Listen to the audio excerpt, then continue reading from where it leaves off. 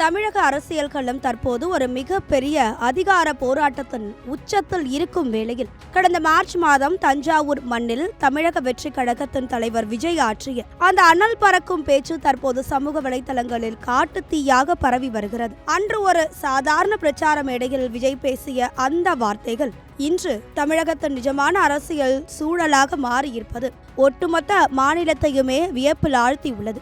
108 இடங்களை பெற்று தனிப்பெரும் கட்சியாக உருவெடுத்தும் ஆட்சி அமைக்க தேவையான அந்த பெரும்பான்மையை எட்ட விடாமல் விஜயை தடுத்து நிறுத்த திரைக்கு பின்னால் நடக்கும் அந்த ரகசிய சதுரங்க வேட்டையை அன்றே விஜய் துல்லியமாக கணித்திருக்கிறார் என்பதுதான் இதில் ஹைலைட். தஞ்சாவூர் மேடையில் அன்று உரையாற்றிய விஜய் திமுக மற்றும் அதிமுக ஆகிய இரு திராவிட பேரியக்கங்களின் நீண்டகால அரசியல் தந்திரத்தை தனது பாணியில் மிக கடுமையாக சாடினார். நாம 2 பேரும் அடிச்சுக்கிற மாதிரி வெளியில நடிச்சிருவோம், ஆனா உள்ளுக்குள்ள நம்ம டீலிங் பக்காவா இருக்கணும்னு அந்த இரு கட்சிகளும் தங்களுக்குள் பேசிக்கொள்வது போல விஜய் செய்த அந்த மிமிக்ரி இப்போது பலரது கவனத்தையும் ஈர்த்துள்ளது.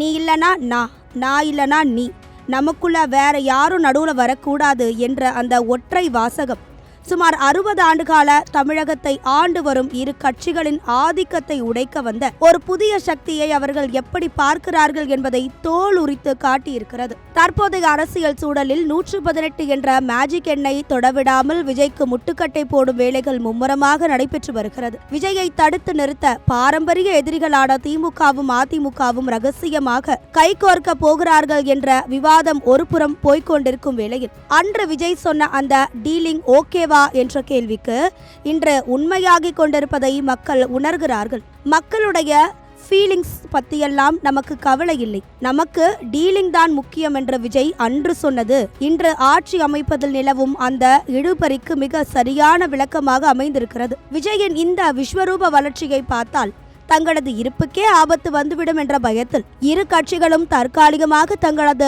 பகையை மறந்து விஜய்க்கு எதிராக திரும்பி உள்ளதை அந்த வீடியோ தெளிவாக உணர்த்தி இருக்கிறது. 1,28,00,000 வாக்குகளை பெற்று தமிழகத்தின் தவிர்க்க முடியாத சக்தியாக விஜய் உருவெடுத்துள்ள நிலையில் அவரை அதிகாரத்திற்கு வரவிடாமல் தடுக்க போடப்படும் அந்த ரகசிய திட்டங்கள் குறித்து அன்று அவர் எச்சரித்தது இன்று தீர்க்க தரிசனமாக பலித்துள்ளது.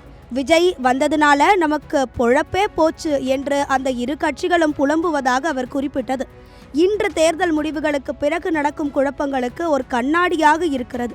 மக்களின் பேராதரவு இருந்தும் அதிகார பலத்தை கொண்டு ஒரு புதிய மாற்றத்தை தடுக்க நினைக்கும் இந்த அரசியல் விளையாட்டில் இறுதியாக